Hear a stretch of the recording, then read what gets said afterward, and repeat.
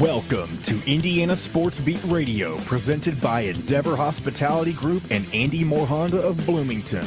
Looks over the middle, second guesses, fires, throws. Does he make the catch in the end zone? Yes! Touchdown! Oladipo to win it. Another one! He got Another it! one! Another one! Huge hole! He's at the 30! He's gonna go! 10, 5, touchdown! Jonathan Taylor! Galloway finds Rob Finnessy, who fires the three, and He hit it! Now, from the Golf Club at Eagle Point Studios, here's your host, Jim Coyle. Hello, everybody. Welcome aboard another edition of Indiana Sports Beat Radio coming to you here on this Monday, January 9th. Happy birthday, little brother. Welcome aboard. We appreciate everybody jumping on, and they are hitting up the Andy Moore Honda hotline early. Of course, we're brought to you by Andy Moore Honda, Bloomington's #1 Honda dealer. Go to andymoorehonda.com for the best in new and used vehicles. They've got them ready waiting for you. Get some great deals on 22s, I guarantee you. And, of course, our friends at Endeavor Hospitality and the Wow Club.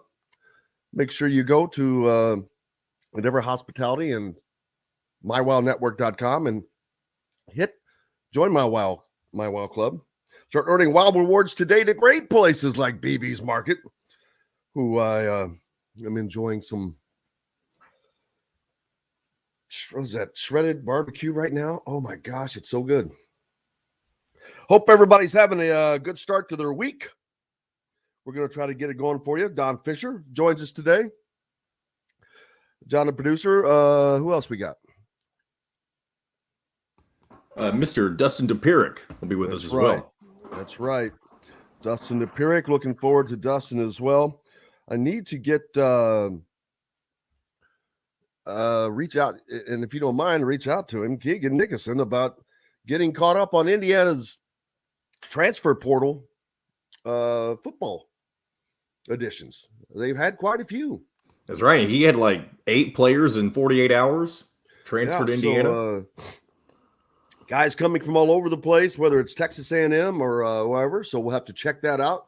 Hope everybody's doing good. Hello to everyone on the Andy Moore Honda hotline and everywhere else. But let's see. Fred, how are you, sir? The Easton Assassin. Mike. Oh, stop doing that. It rolls on me on purpose without me wanting to do it. Jesse, Kevin, Michael, 5 lefts on here already. Sean's with us.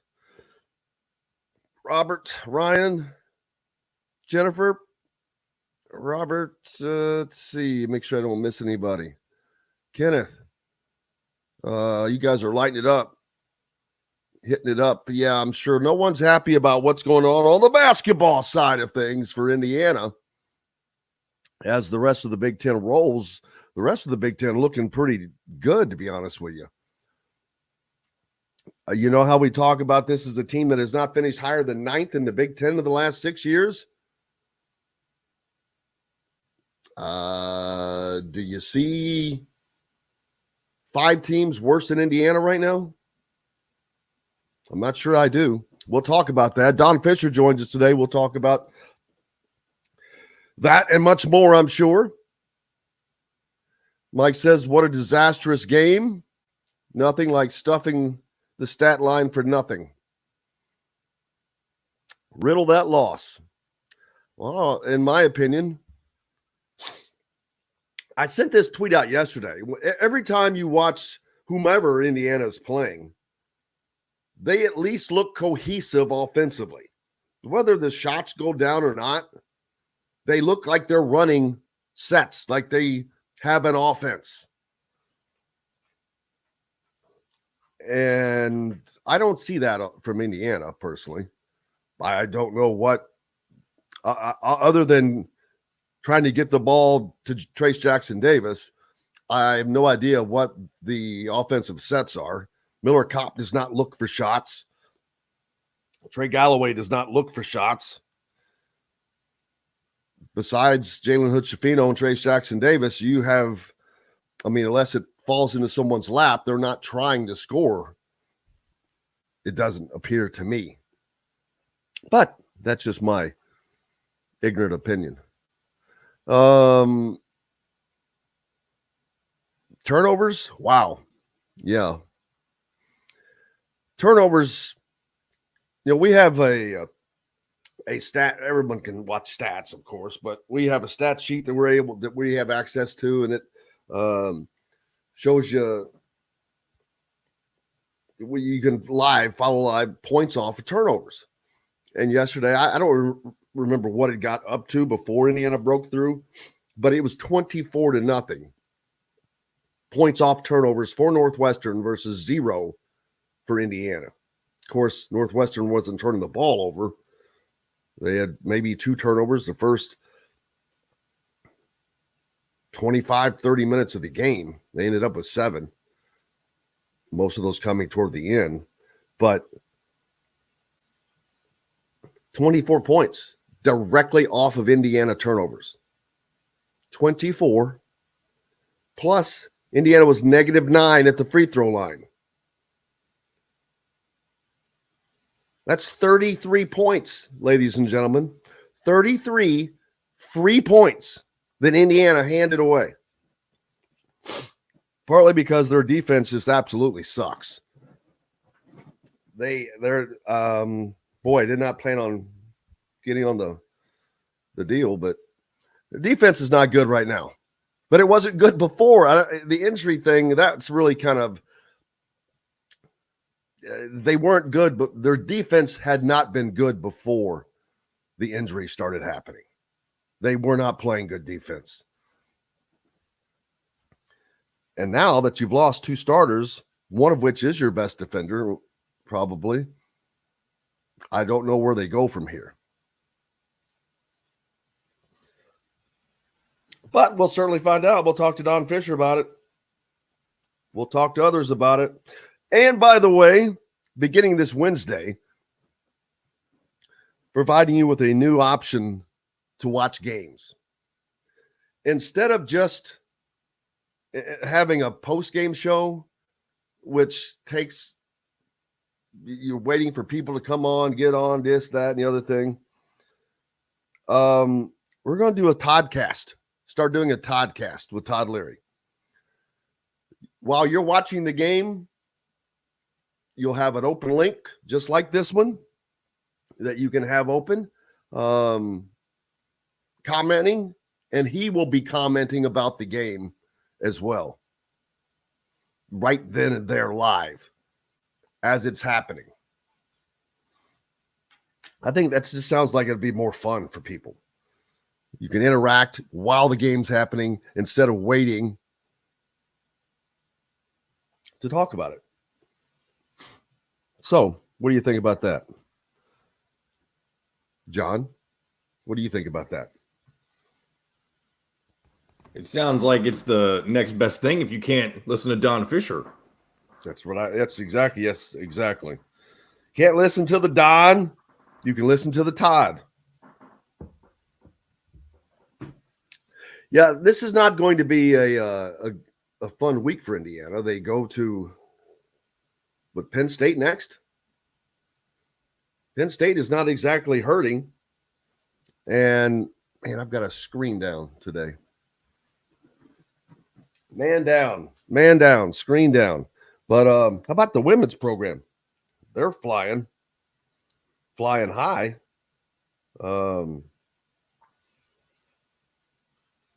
They won again yesterday.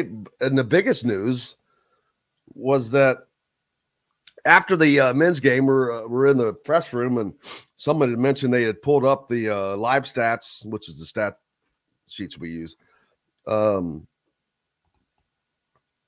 the women's game. And Grace Berger was in the starting lineup. And we thought that was just a mistake. And it was not a mistake. She not only started, but she played. I did not know she was that close to returning. Trying to pull up her stats. Indiana beat Northwestern yesterday, 72-50 on the women's side up in Evanston, with a very solid and consistent day. 20 points first quarter, 20 points second quarter, 16 points third quarter, 16 points fourth quarter. Northwestern started with 12, and it just went down from there. But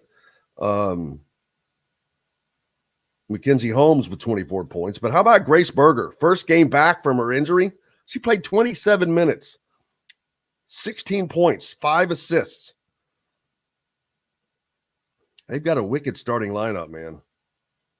And Sarah Scalio coming off the bench. They're now 14-1. So go follow your women's program. They're going to bring you something good this year. A lot of wins. And the fact that Grace was not only able to come back, but able to come back and be productive like that. Start. Speaking of coming back, Race Thompson, I do not believe is done for the year. Xavier Johnson, I do not believe is done for the year. I think that you will see potentially X back mid to late February. How long it takes to get back into game shape, that's a question. Race Thompson, I say the same thing. Maybe a little bit sooner, though.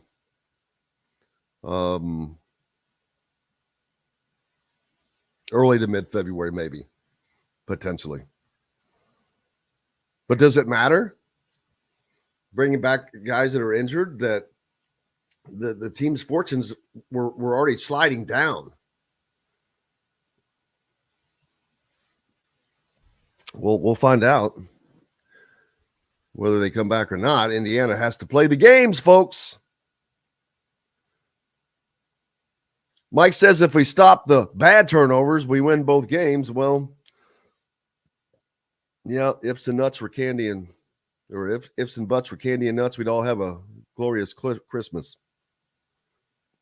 Sean says they're still struggling to shake the last week of Indiana basketball. You can't help but question, do they have a staff of excellent coaches or just excellent recruiters?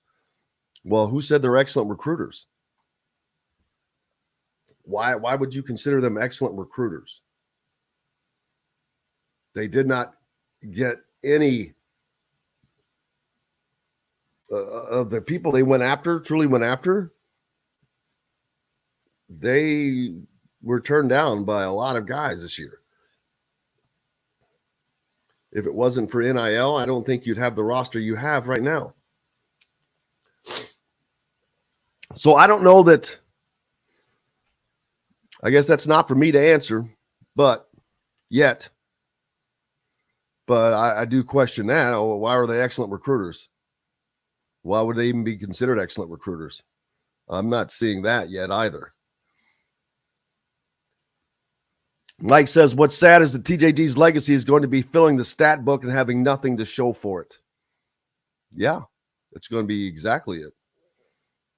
Kevin, he says he does not sure. I don't know if Mike Whitson is the answer for this team. Robert says,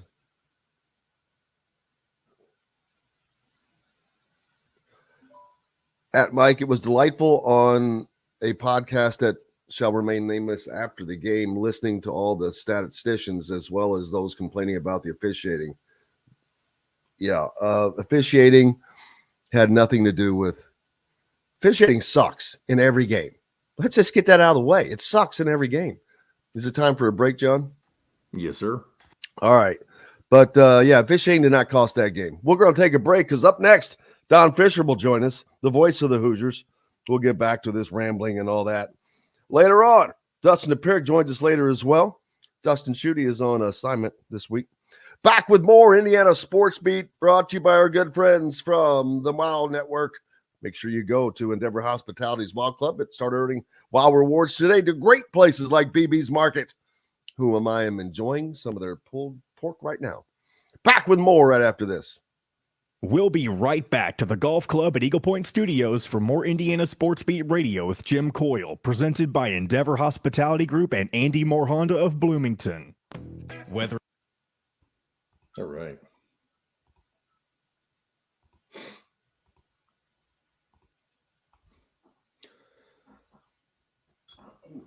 Good morning, Don. Morning. Welcome back. Thank you. Appreciate it. I'm sure you've had a fun past couple of games. I don't know what you're talking about. See, I wasn't even going to mention that. I don't know what you're talking about. Apparently, your idea of fun is a lot different than my idea of fun. I was going to ask you if you'd been watching the women's game. I don't even watch basketball. Well, I shouldn't say I don't watch basketball. I do, but when you're in a scenario where they're playing like crap, the last thing you want to do is watch another basketball game. Yep. And this is really frustrating, to say the least, for our fan base. I mean, I can't imagine people are going to be screaming bloody murder before this thing's over with, because I'm not sure they can win this week.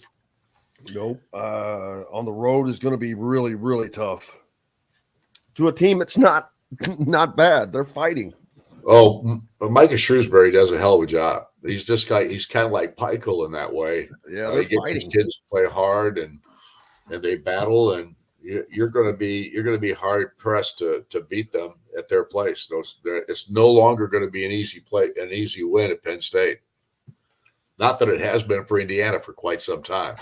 Why did they play Purdue at the Palestra? I think they did that last year too. I don't know if there's some kind of deal for Purdue. Maybe they try to get a guy to play in Philadelphia, or maybe I don't know. I don't know what the reason behind that is, but I think they played there last year too, if I'm correct. For some reason, that sticks in my mind that they played there. That's interesting. I'm looking at something here just to see. Well, we haven't beat them. We haven't beat Penn State at University Park since the 8th December of 2018. That's unbelievable. That's the last time we won it. And we played them more at Bloomington than we have at Penn State. But yeah, our last win at Penn State was 2018, and we lost to them in 20, and we lost to them last year. All right, here we go. Food is their main focus. Southern Stone strives to always provide their guests with an exceptional dining experience. With weekly specials, quick, attentive service, Southern Stone Restaurant provides delicious 5-star comfort food with a Southern charm at 2-star prices. Southern Stone Restaurant is part of Endeavor Hospitality's Wow Club. This segment is brought to you by Southern Stone Restaurant. Now back to the Golf Club at Eagle Point Studios for more Indiana Sports Beat Radio with Jim Coyle, presented by Endeavor Hospitality Group and Andy Moore Honda of Bloomington. Welcome back, Indiana Sports Beat Radio, coming to you here on this Monday. It is January 9th. And we're welcoming the great Don Fischer, the voice of the Indiana Hoosiers. Don, thank you so much, as always, for joining us. Thanks for having me. Appreciate it, Jim.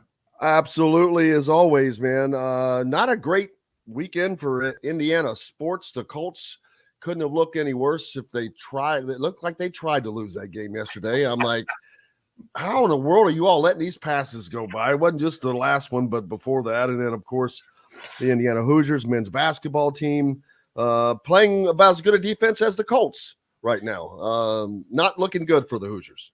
Well, I've talked about this on several shows this morning. Look, Indiana's lost 5 games this year. Now, granted, their first loss to Rutgers was not an offensive showpiece, but in these other 4 games that they've lost, they have given up 84 points twice, 87 and 91. If you give up that kind of number to any team, you're probably not going to win that ball game. And that is the problem right now with this Indiana ball club. It's 90% of it's on the defensive end of the floor. They are not playing with that intensity level, with the toughness level, the things we've talked about before with every basketball team at Indiana over the last 6 years or so. We've got a ball club that mentally, toughness-wise, is just not good enough at this point. And that comes from the players. The coaches can talk about this stuff until ad nauseum. And there's just no way, if you don't play with the toughness of the other team and match that or better it, you're not going to beat them. And Indiana's finding that out the hard way. Yeah, and the toughness was something we had talked about more than once prior, but there were games where they were able to just do enough to get by, or it really showed itself. And I was surprised to see this kind of continue, thought that they would just take it upon themselves to see that, to feel those results and know that they have to play harder, play tougher. And yet it seems game in, game out, we talked to Mike after the game and he's like, well, you got to try harder. You got to play harder. I'm like, why is that still being said this late into people's careers and this late into a season? It's befuddling. Well, from my perspective, and this, look, I'm not around. I mean, I see a few practices, those kind of things. So I do get a chance to watch and and you watch practice, and these guys practice hard. They really do. And they work their tails off. But it's a mindset. It's how you approach a game. And if you go into any basketball game, if you go out there in the warm-up line and all that kind of stuff, and you're laying it up and you're kind of casual and loosey-goosey and all that kind of thing, it doesn't look to me like that's focus. It doesn't look to me like, hey, we're getting ready to play a basketball game. We know this is going to be a challenge, and we've got to come out and play our best. I don't think these guys are looking at it that way. I could be wrong. I'm not saying that I'm right about this. It's an appearance thing, if you know what I'm saying. And I've always watched when Greg Oden and Mike Conley were playing for Ohio State. I watched those guys in their warm-up prior to the ball game. There was never a smile. There was never conversations being had or jacking around or having fun. They were going through the process. And if you watched Indiana basketball players in years gone by, and again, we're going back a long way now to the Bob Knight era, but when they were out there, they were ready to play basketball. You knew that they were focused. I'm not saying that 100% of the time that they had the right mindset going into games, but 98% of the time they did. And I'm talking 27 years that I watched Bob Knight teams play. And there was a focus. There was a mentality. You knew going in that you were going to face an Indiana team that was going to play your butt off, and they were going to give themselves the best chance to win. And I'm not seeing that with this ball club. And that's, again, I'm just a guy that I don't know an X from an O, and I've said that many times. I'm not a coach. My job is to watch and see what I see and be objective about it. And that's what I see. I see. I'm not saying these guys are not ready to play, but they do not go into it with that intensity level, that focus that I think you have to have, especially in the Big Ten, because this league, there's no weak sister in this league. You've got some of the best coaches in the country coaching against you, and they know how to take things away. They know how to make things tough on you. They will beat your brains in if you're not ready to play these ball games. And what are we seeing? We're seeing an Indiana team that's predicted by all the so-called media experts out there. This team's going to win a Big Ten championship or has a great chance to win a Big Ten championship. Well, right now, they're in the same spot they've been in at the end of seasons. Again, nobody recognizes this or talks about it. Indiana hasn't finished any higher than ninth in this Big Ten conference in 6 years. So think about it. I mean, this team has so far to go from a mental standpoint, in my opinion. That's where Mike has got to just take control of this thing and say, look, guys, we're not getting it done with this kind of mindset. We're going to change your mindset. If you're not going to change it, you sit by me. Yeah, it's setting the tone. I agree with you, Don. You look at the beginning of games, and they're not setting a tone. And that's when you do it to the other team. At least it's back when I played, I thought you tried to set the tone. Right. And they did set the tone against Iowa. I mean, they went out and they were playing tougher than nails at the defensive end of the floor. And of course, offensively, whatever new things, the new sets, the new style, whatever offensively Mike Woodson put in there, because he talked about the fact that they did put in a lot of new stuff in that 13-day period leading up to the Iowa game. Well, all that stuff worked tremendously.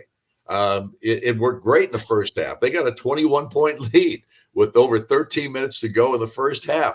And that's how well they were playing offensively. But then it started to slide a little bit. The defense wasn't near as intense. And the next thing you know, it's a 10-point game at halftime. Indiana scores 50. Iowa scores 40. Well, that tells you right there, whatever level of intensity they had after 10 minutes of play, it changed pretty dramatically in the final 10 minutes. And, of course, Race went out with 4.5 minutes to go, and that was a big factor as well. So you have to think, look, there is no question Xavier Johnson being out, Race Thompson being out, that factors into it. But that doesn't factor into your mindset from the standpoint of being a tough-minded basketball team. And that's where this whole thing has got to change. It really does.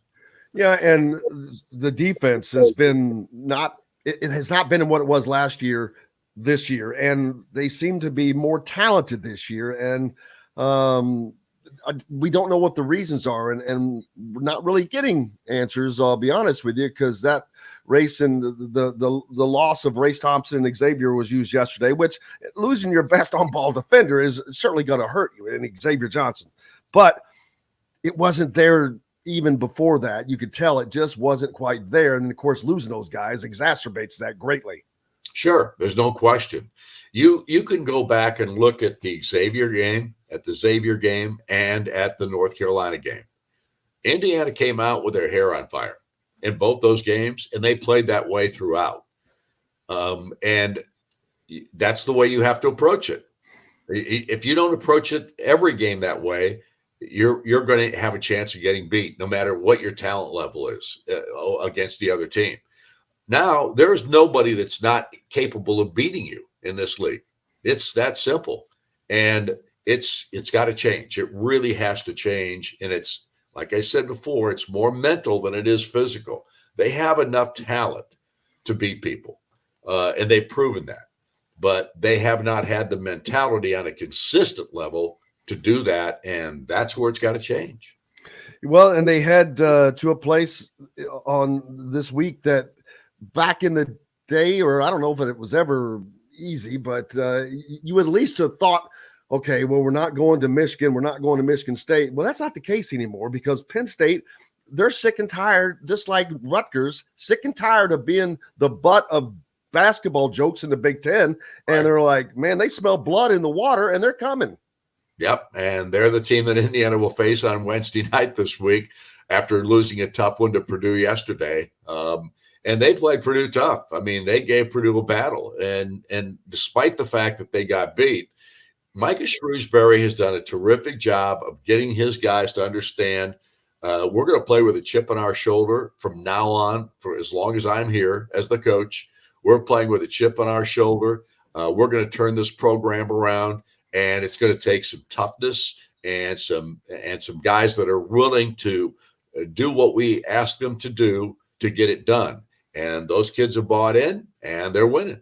And they got beat yesterday by a Purdue team that's been ranked number 1 and probably won't be after this week after their loss. But it's a Purdue team that is going to be now right down to the wire. They look like the best team in the conference. One thing I've learned, Don, is I'm not saying the rest, at least until March, on who I think the Big Ten favorite is, because it has switched too damn many times. And there's too many teams like Ohio State that are just, I know that, and Purdue squeaked a win out there, which was huge, but there's just too many teams like that I'm like going, man, I'm not counting anybody out.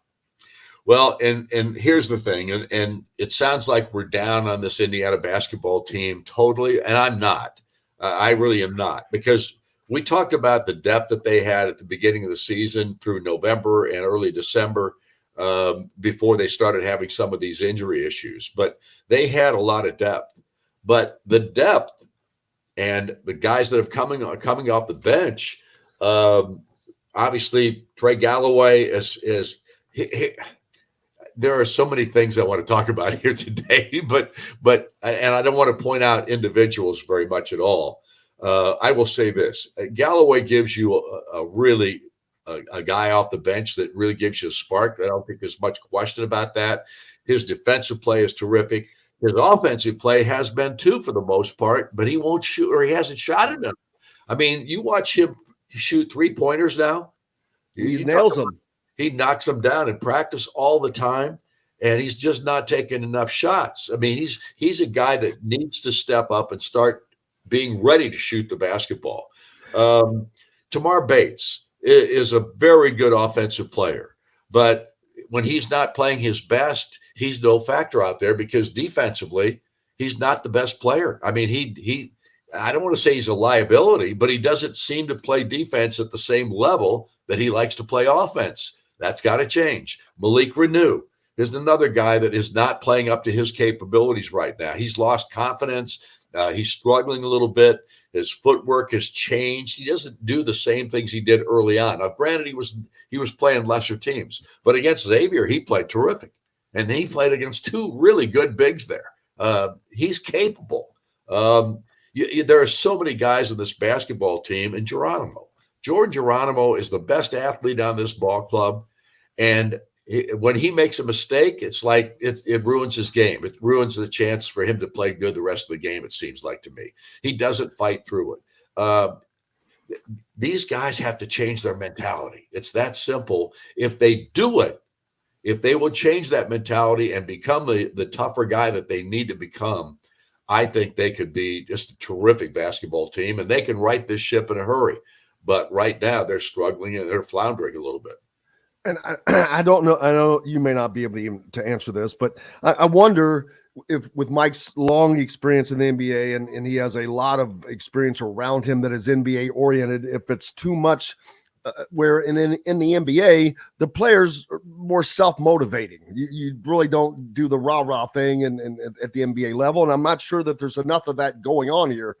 I hate to use the word rah-rah, but these guys are not getting themselves up. So I don't know if Mike is just not used to having to do that, where the problem lies, but it's somebody's not getting somebody up. It just seems like.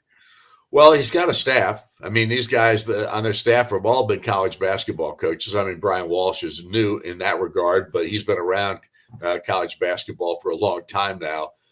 These college coaches know what it takes in that regard. They know what the story is. So someplace along the way, the communication, the message is not getting through. And I've always said this: players want to be the owners of the team. Players should want to be the owners of the team. They're the ones who have to take ownership if it's going to be a good basketball team. And with the exception of a couple of guys in this ball club right now, I don't think the rest of these guys have bought into that thinking process. This is a team game. And I don't think there's anybody on this team that's totally selfish or any of that kind of stuff. I don't think that's the issue. I think it's right here between the ears. It's the toughness factor, the intensity level that you have to play with, understanding that. And maybe that's where the biggest issue is right now, is understanding how hard you got to play every time you walk out on the floor. Absolutely. And you can hear more of Don Fischer with Coach Mike Woodson tonight at 7:05 at Southern Stone Restaurant on Patterson and Rogers in Bloomington for Inside Indiana Basketball for the men's side. And Terry Moore, I guess, is there beforehand for the women's side. And so it'll be a great night to catch both of them, as the women are coming off of another win yesterday and the return of Grace Berger, which I didn't know she was back this soon. But not only was she back, we were in the press room afterwards, Don, and one of the student reporters was saying something about her being in the lineup. And I'm like, well, that's got to be a mistake. And we pull it up, and she's still in the stats. I'm like, damn it. Well, not only does she starts, but she scored like 16 points, played 27 minutes. I was like, wow. So this women's team is just going to be formidable for the rest of the season. Yeah, you got to feel good for Terry and for Grace especially, because obviously she's worked hard with her rehab to get herself back and ready to go. And I'm sure a lot of people were surprised by that, because they've kept it very quiet about how her rehab's going and all this kind of thing. They say that rehab's going really well, But to get her back now, especially at this critical time of the year when you're just restarted Big Ten play and you get into the league and all that kind of stuff, it's huge for their program. Just like it's huge for Indiana's negatively that Xavier Johnson and Race Thompson are both out. So it's a struggle right now for the men, not so much for the ladies, but at the same time, you feel good about the women and how they're performing. Don, thank you so much, man. We'll see you tonight at Southern Stone Restaurant. Appreciate it. Thanks, Jim. See ya. You bet. The great Don Fischer joining us here on Indiana Sports Beat Radio. And again, you can find him tonight, 7:05 at Southern Stone Restaurant with Coach Mike Woodson for Inside Indiana Basketball. Before that, Terry Morin will join the dais and for Inside Indiana Women's Basketball. So if you want to go out, you can certainly do that and have a dinner, as many people do. We've got more coming up and lots of comments to get to. We appreciate everybody hitting us up early and often on the Andy Moore Honda hotline. We're back with that and much more. Dustin Dopirak joins us later, right after this. We'll be right back to the Golf Club at Eagle Point Studios for more Indiana Sports Beat Radio with Jim Coyle, presented by Endeavor Hospitality Group and Andy Moore Honda of Bloomington. Golfers, here's the deal. All right, a couple updates. K-Bro is going to join us tomorrow. Oh! Hey, bro! Keegan is going to join us later this week. Not today. Okay.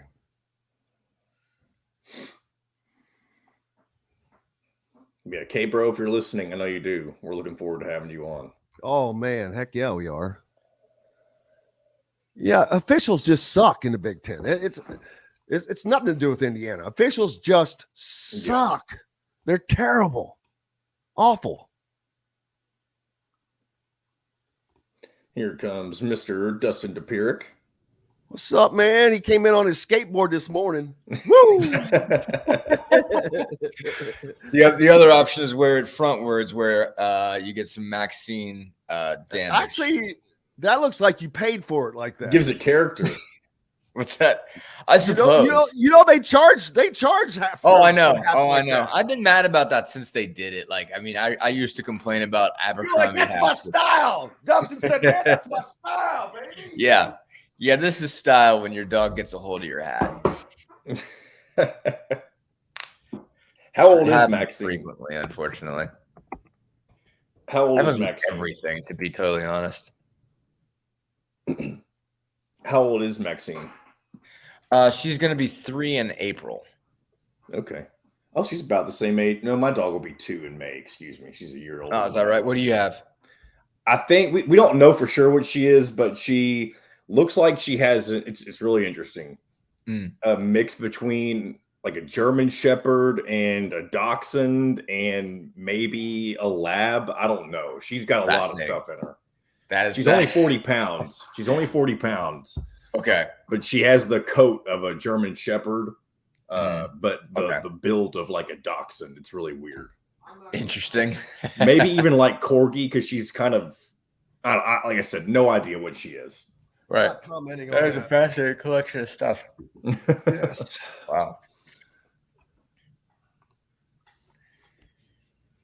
Well, who plays worse defense, Indiana basketball or the Indianapolis Colts? I thought you were going to ask him about the Pacers. Yeah. Well, we will. I'm just saying. No. I thought question I thought was going to pertain to the Pacers. Well, Pacers are the only team that's winning, except for Purdue. Purdue, I was going to say, yeah, Purdue and the Pacers. 20 seconds. Feast Market and Cellar offers an extensive wine selection with a sommelier on staff to help you with your selections. Feast also provides a wide variety of cheeses, gourmet sandwiches, entrees, a coffee bar, bread, pastries, all made fresh and mouthwatering. Stop by Feast Market and Cellar today. This segment is brought to you by Remax Advanced Realty, Indy Home Pros team by Cheryl Sizemore.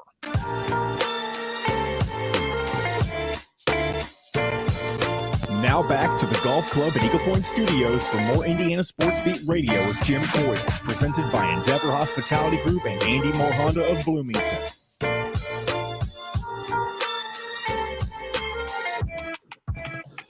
Welcome back. It is Monday, January 9th.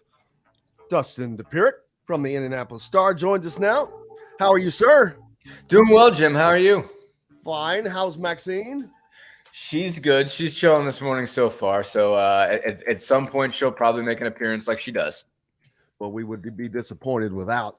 Of course. Lots going on. Of course, the Pacers, Dustin's main beat now. They're still winning, man. They are. They're winning more than usual. 8 of their last 10. That's crazy. And this is a team that people were thinking was probably going to win, 40% of their games, maybe? Maybe not even that. I mean, they absolutely believed they were going to be in the Victor Wembanyama sweepstakes, whether they were going to get the number 1 pick or not. You had to figure them for one of those top 5 picks. And that's not even possible at that point, even if they would just stop, winning today. I mean, they've already got 23 wins. I mean, you're probably already out at this point. They're at the halfway point.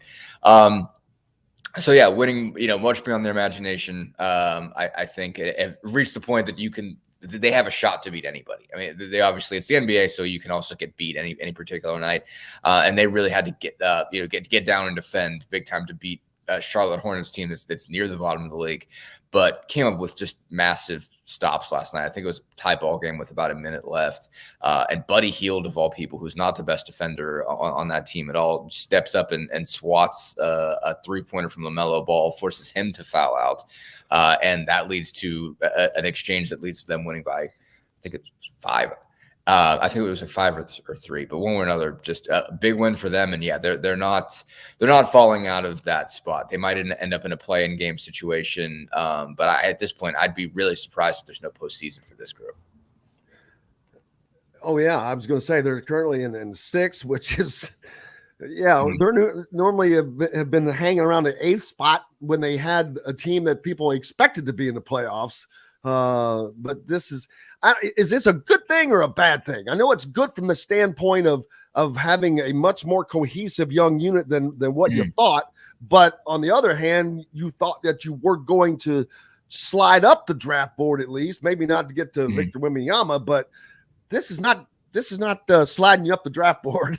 Yeah, no, I think the big thing is that you do know at this point that you have a franchise cornerstone in Tyrese Halliburton. And that's, I think, a really big piece that, like, when you just have a collection of just okay guys, you don't want to be in a position where you're just never getting that superstar. Because you just keep finishing middle of the pack. I think Tyrese Halliburton can be up there. Now, obviously, I think Wembanyama is going to be a game-changing guy. I think everything that we see coming out of France is just mind-blowing, especially now that, I mean, he hits that, like, 1-foot 3-pointer, like, that you just keep seeing in highlights coming out of France. And you're like, what is this guy? Like, he's just absurd. And so he's going to come to the league and he's going to shift the balance of power. I mean, whoever gets him is going to be, I think, a contender in the not too distant future, however bad that team is right now. So there is like a small mourning process to know that you're almost certainly not going to get that guy. But after that, I don't know if there's anybody that they need. I think Scoot's going to be awesome, Scoot Henderson, but you already have a point guard, and obviously they could find a way to pair those two together. But it's more important. It would be more important for them as far as building is concerned, to get a big or to get a bigger wing. And maybe they'll sign Turner, maybe they won't. If you throw in Wembanyama in there, you're like, okay, wow, you're ready to roll, but you're not getting him. So it's like, okay, you could still end up getting somewhere in the distance a pretty good player. I mean, I think it's going to be a pretty even draft once you get to through the top 2. I think there's going to be some depth to it. So I think there's still some good players they're going to be able to get, even if they make the playoffs, and even if they're in one of those bottom 13 picks. I think they have a chance to help themselves. And I think there are other guys. Obviously, they hit on their last draft pick with Benedict Mathurin. He didn't have a good game last night at all, but I mean, he's been terrific. So you already have a couple really good hits there in Halliburton and Mathurin. You have other guys who are performing above their station. Basically, Andrew Nembhard is playing like a lottery pick, even though he was the first pick of the second round. Aaron Nesmith was a just major get for them in the Malcolm Brogdon trade. Has been just a really surprising, I think, addition. really, really good defender, really good rebounder. They got a lot of good pieces to start with. They could use somebody else to get themselves into that next tier of teams that's a really contender in the East, a team that you can see actually winning a title or at least coming out of there. But they're, putting yourself in a position when you're a playoff team with young guys is never a bad thing. Nope. And on the other side of things, the Colts, which I know you don't, that's not your beat, but but it's a mess. Watching that yesterday, I'm like, are you kidding me? They give up that long pass down the sideline that gets them down to about the 10, and then they allow a touchdown that's not a touchdown, and then give up another touchdown that was like a Hail Mary bomb that I'm like, you're kidding me? You let them catch this ball like it wasn't a 55-yard throw or something. They look like they're absolutely doing this on purpose. At this point, on some level, they might be. I mean, they clearly need to draft a quarterback again, and I think it's pretty clear that they can't go back into the try to get a bargain on a veteran and see if you get some years out of him move. Obviously it worked relatively well with Phillip Rivers, didn't work with Carson Wentz, and was a disaster with Matt Ryan. So they need to go get somebody, and they need to set somebody as a franchise cornerstone again. And, there's not an Andrew Luck out there, I don't think, but Bryce Young and CJ Stroud are a couple nice looking players. And if you get one of them, you're in pretty good shape. And even if you end up with Will Levis, you're not in the worst position. And it's a quarterback's league. And we could talk, as far as coaches, players, roster construction, all that stuff matters. But nothing matters more than who your quarterback is. And they need, they just got a tough break with Andrew Luck. They found a guy who, he got hurt enough times and obviously has enough of his wits about him, has enough more that he can do with his life, frankly, that he decided it was time to move on. And it was obviously bad timing and whatnot. But a guy that had been through just a constant state of rehab and decided to move on. So when it takes a toll on your franchise, and they've been pretty competitive despite that hit for several years. And this year, the bottom just fell out. And there's other issues there. The O-line didn't perform to the level that it was expected to, and some other pieces that roster didn't. And I don't know that it made sense to fire Frank Reich when they did. I don't know that it made sense to put Jeff Saturday in there to try to hold things together. But when you get down to this point, it's draft picks matter. What did this? Who cared who won that game? It was on our TVs in Indianapolis, and it was like it was kind of a disappointment because you're like, man, there's all this potential playoff football on Sunday. Games that are determining playoff games, and you can't watch any of it because you're watching Colts Texans. Like nobody wants to watch that game. And I think it's hilarious that Lovie Smith, knowing he was going to get fired, is like, yeah, we're just going to decide to win this game so you don't get the number one pick. To heck with you. And good for Lovie, man. Good. For as much as it's ridiculous to see a guy get fired after 1 year. If they're going to fire you after 1 year with that roster, you don't deserve to have to coach for that franchise. You have been let out. You have been consider yourself fortunate because they're a train wreck. Anybody that would do that to somebody twice in a row, that's not a good place to work. And, congratulations on getting out of that toxic environment, Lovey. Well done. And good job of having that be your send off. It's just, you're not getting the number one pick. I'm going to actually try to win this game. And he did it probably getting paid quite well to do it.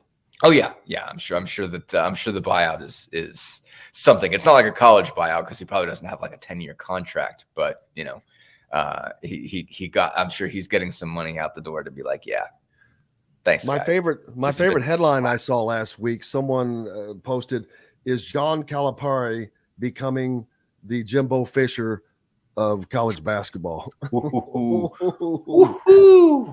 yeah, that one was good. I think that was from The Athletic too. That one stings. I'd believe it. I'd believe it. That sounds like a Hugh Kellenberger special. I hope it's Hugh. That was a good one. I'm like, ooh, yes. Putting Kyle Tucker in a great spot. Kyle has enough issues getting access over there. Everybody has enough issues getting access at Kentucky. So I'm sure that that is making Kyle's life easier. I'm certain. It's funny how access gets tougher when things aren't going well. Yeah. It was always other for Kentucky though, even when they're really good. It's tough to get anything out of Kentucky. We've complained about Indiana for years just because we complain.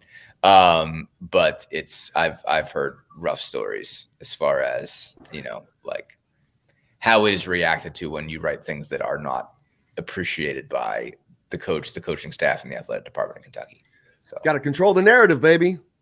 apparently so. Got to control the narrative. We've got lots more coming up. John, is it time for a break? You can take one now if you want, but it's not time. Well, there's that.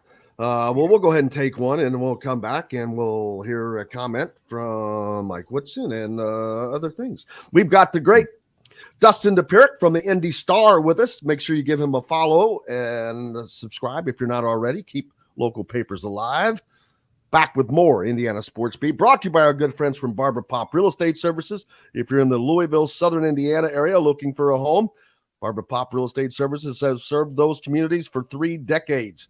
Reach out to Barbara at barbarapop.com or our friend Matt Lincoln, Matt at barbarapop.com. Back with more right after this. We'll be right back to the Golf Club at Eagle Point Studios for more Indiana Sports Beat Radio with Jim Coyle, presented by Endeavor Hospitality Group and Andy Moore Honda of Bloomington. Andy Moore, I've got to get, do you ever come to Bloomington for anything now? I don't. I mean, Do you ever see Zach? I don't see Zach. I can't leave.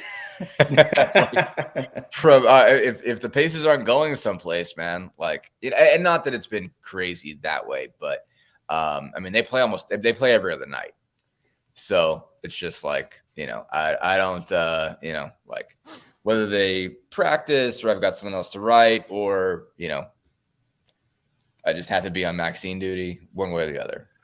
I don't go down to I don't have any reason to go down there, and it would be 2 hours where I can't do anything. Well, the only reason I was asking is because of. No, I know. Yeah, I know. But at some point, I don't know. They'll get it figured out one way or the other. Sure. I'll just come to Indy for something. There you go.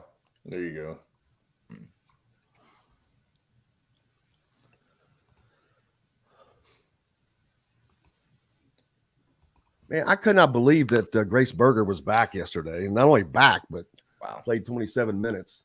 Sheesh. Scored 16 points. I hadn't even seen that yet. I watched most of the men's game yesterday. So I have things to say about this state of affairs. Woof. But I did not. I knew Grace was back, but I didn't see how much she played. Good for her. Yeah. I was afraid that her season was going to be kaput, but man, no, How'd that she look comes when it back happened? strong. What'd she go for? 16 points, I think, in 27 minutes, Yeah. which is 6 above her average. Mm-hmm. Yep. Jeez. Wow. 5 of 12, 6 to 7, 5 assists. I mean, this is the team that has Sarah Scalia coming off the bench, and she's a lethal shooter. Mm-hmm.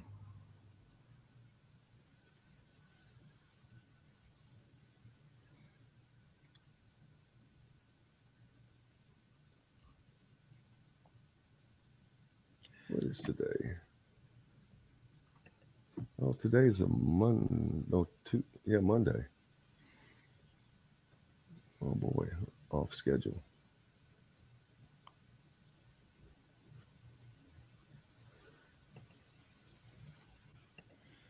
There, here we go. No big games tonight. Cook up. Not the College Football National Championship. Oh, forgot about that. Once a week. That's right, it's the fastest, simplest, and easiest way to avoid decision fatigue. You pick your plan and pick up at BB's Market with no extra charge. So leave the heavy lifting to us and enjoy healthy eating with stocked meals in your fridge. Order online today at thefreshfork.com. Fresh Fork is a proud partner of WOW Network. This segment is brought to you by Feast Market and Cellar. Now back to the Golf Club at Eagle Point Studios for more Indiana Sports Beat Radio with Jim Coyle, presented by Endeavor Hospitality Group and Andy Moore Honda of Bloomington. Welcome back, Indiana Sports Beat Radio, here on this Monday, January 9th. Dustin Dopirak from the Indy Star with us right now. Always fortunate to have Dustin with us. The College Football National Championship tonight. Almost forgot about it, Dustin. It's been a week since these other great games were played, but what's a chance you think we get as good a game in the national championship as we've had in those two semis? I mean, it could certainly happen. I think you keep thinking that it's not that you think the bottom is going to fall out for TCU, because you just we really shouldn't underestimate them at this point.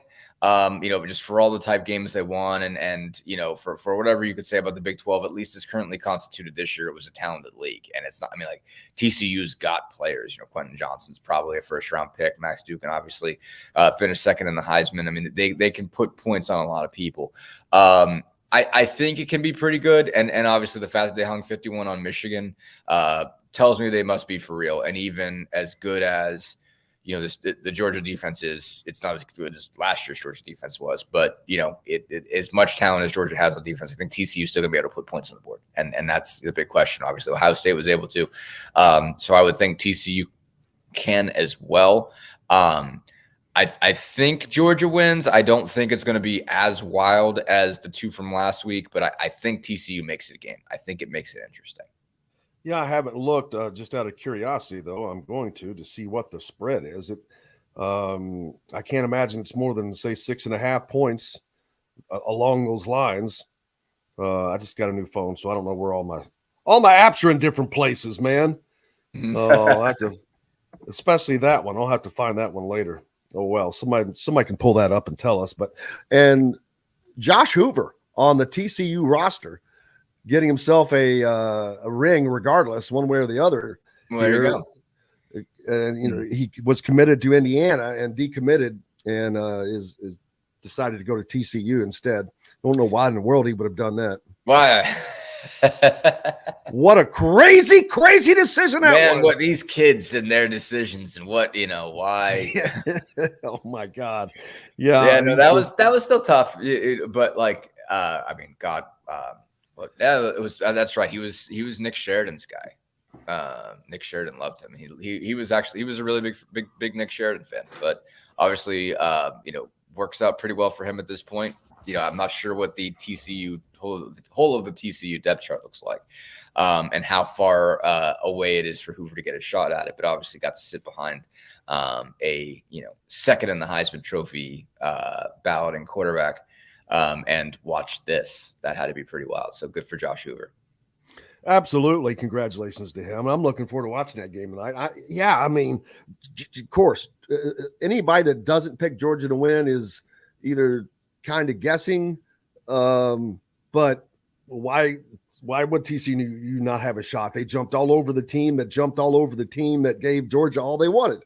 But every game is different. There are different scenarios. They start differently. Different things happen. So, hey, if TCU can jump out, I don't know that Georgia has seen much of what they're going to see with TCU, and I think TCU knows they have to do some different things to succeed here, because no one else has been able to succeed in doing that.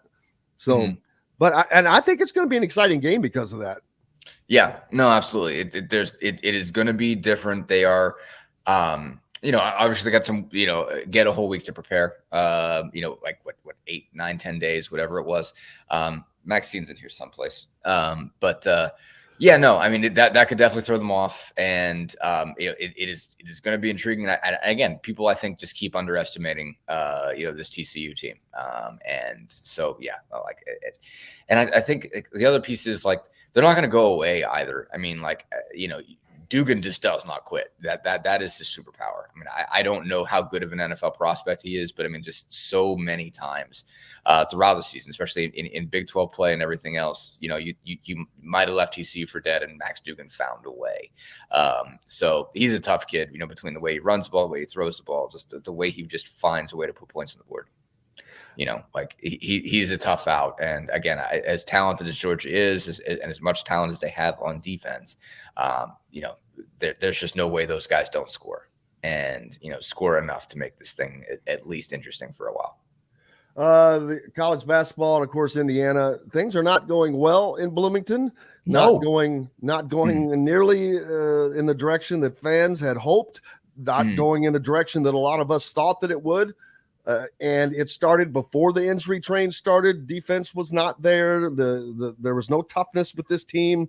And then when the injuries start to happen and you have those issues that were already there, that makes things worse because it looks like the guys that are having to come in to back up the backups, they're not prepared. And every time I watch a team that Indiana plays, I said this yesterday, it looks like they know what they're doing offensively, the opponents, at least within their own system. Indiana just seems hodgepodge. It's like there's just no fluidity there. And it's and I don't know. I'm not a coach and I'm not don't pretend to be or an expert of any kind.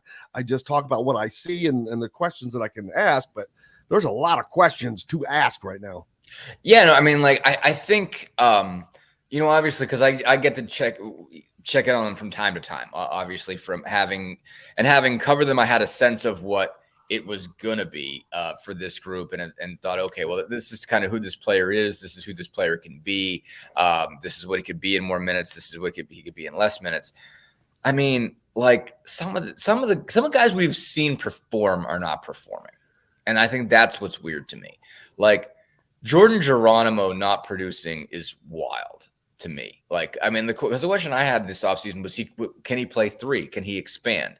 I had no question as to whether or not, okay, if Race gets hurt, he's going to be, a dominant four. Like he's going to be an excellent four. And he plays 10 minutes, doesn't score, gets 3 fouls, 2 rebounds, like he's just not making an impact. And you're like, how many times the last few years did you see Geronimo get in and not make an impact? Like this kid has so much energy, so much length, so much enthusiasm, so much just athleticism. You're like, well, why is that guy not making a difference?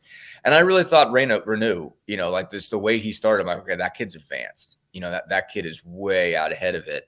And it seems like he's taken substantial steps back since the beginning. He just has not reacted particularly well. And that's mind-boggling because he has multiple additional opportunities because of the injuries. Sure. No, absolutely. I mean, and is the backup 5, while also being the third 4 when Thompson's out there. Like there were plenty of minutes. He got opportunities for both. Got to start, when Trace was hurt at the 5. And again, just super talented kid, and super mature kid, and played on 2 high school national championships. And everything you heard about him was you can't speed him up. Like he has his game and he plays his game and you can't take him out of his game. And he's been out of his game, it just seems like. And it's just, it's been surprising. I don't, again, so I'm not there to see all the machinations. And certainly, the injuries do, change things because you're talking about, obviously, Race is recent, but X is pretty significant. It's more than just Hood Schifino moving in and taking all the point guard spots. And obviously, he had his 6 turnovers, but he was phenomenal yesterday as far as shooting the ball, 33 points, 12 of 17, 5 of 7. I mean, that's just that's a spectacular game, what Hood Schifino had yesterday. That's just utterly phenomenal. That's for as much of a wreck as everybody else was. And he'd made some not great passes, but the shot making was just terrific. But it just seems like no one else was ready to fill in. No one else is ready to get the next stop. I mean, I think you've seen Tamar Bates make some leaps, but again, guard play as a whole isn't great. It's not even so much individual guys, but you saw lazy passes yesterday. Oh my gosh, that was horrible. And not only lazy passes on the opponent's end of the floor. Yeah, time and time again. Yeah, no, inbounds weren't great, and just all that. Like, what are you guys doing? Like, what like, I know it's noon on a Sunday, but come on. Like, what like, wake up. Like, it's so, yeah, no, it's just been surprising. And I just did not expect it from this group. I thought there would be some bedrocks. I mean, you mentioned defense. I mean, like, defense was last year's bedrock I mean, they had all sorts of games where they couldn't shoot the ball at all. And they had just issues offensively and getting clogged up, but you knew they were going to guard, and it's mostly the same guys. And you're just like, okay, like what how is this possible? Like how is a backstep possible? That I think is the thing that it just seems like there's a backstep with a lot of the same, and like we were all saying like, hey, it's not the same team. There's a lot of new guys and there was, but you kind of thought they were going to supplant like everything that was there last year was there this year for the most part. And it was, you were going to, it was going to be supplemental, and it hasn't been. And it's just like, it's crazy. IU's tied for second in the nation in shooting. Are they really? And yet yesterday is a perfect example because they shot 52% from the floor. They shot 50% from behind the arc on 18 3-point attempts. Yeah. But they also gave up 24 points off of turnovers to 0 at one point scored by Indiana. It was 24-0, and they were -9 at the free throw line at home. And up 25-6. Yeah, that's. I mean, I've never seen a number like that, to be honest with you, Dustin. I've never seen 24. Northwestern doesn't press you like ever. I mean, I'm just like there were turnovers in the back, but like Northwestern is not a team. Traditionally, like, and I wasn't watching it and breaking it down and everything like that, but Northwestern is traditionally not a team that forces 16 turnovers. Northwestern doesn't bring like, the nastiest ball pressure or presses. Like, I don't know if they did more yesterday than they usually do or whatever, or what I'm used to seeing, but like, and they can throw zones at you that are a mess. I mean, that's one part of it. Obviously, they had some zone in there, but they did, right? I did see some zone yesterday. Like, again, like I wasn't. Yes, the most zone. I wasn't on my grind yesterday. As a matter of fact, I think what he said, it's some of the most zone he's ever played.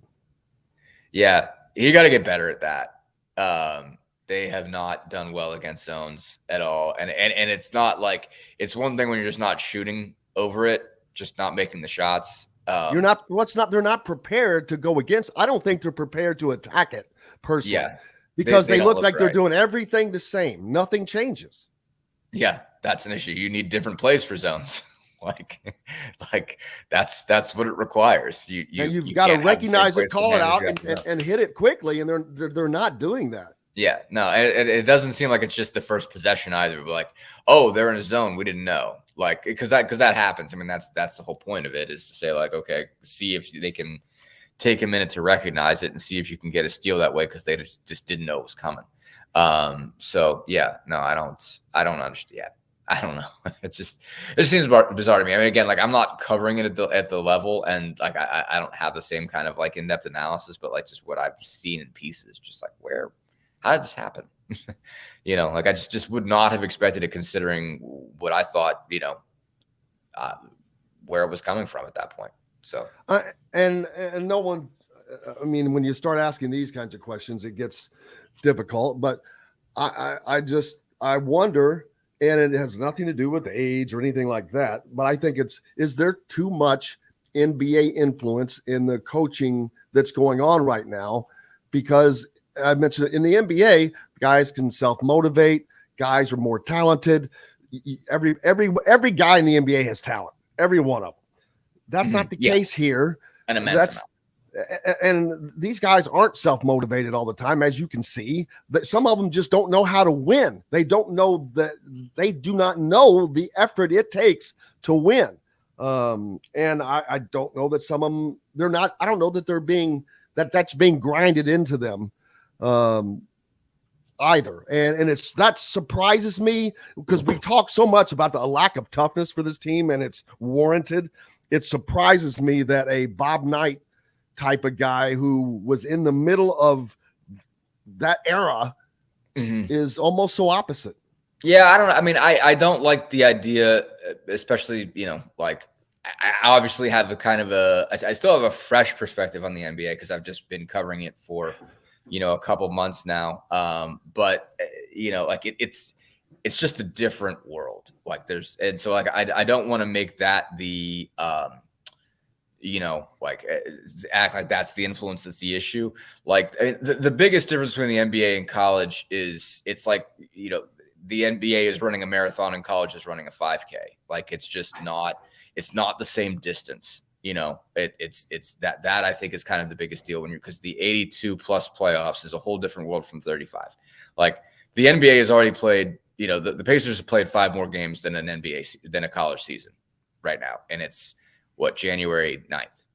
So like that's the difference of what you're talking, like where there's still, plenty to go in this college season. And the NBA is, it has already played 42. It's already played 41. The Pacers have already played 41 at this point. And like you can't kill yourself for every single loose ball. You have to have a second unit that plays 15 minutes a night. Like you have to have 5 subs on the floor 15 minutes a night. Like that, you won't survive if you don't. Like you will run your guys ragged. So it's a different world. It's just a different world. And I don't think, toughness is required. I saw, like down the stretch, the Pacers just grinded stuff out last night. And I see that every night, like it's a weird pace. It's not like every game feels life or death as much like college does. But when these guys want it, they hit a level that is just simply not possible in the college game. It's just not possible. So, like, I don't want to say that Woodson walked in there and didn't have the ability to instill that, number one, and certainly don't want to give the impression they didn't have this instill the X and O's.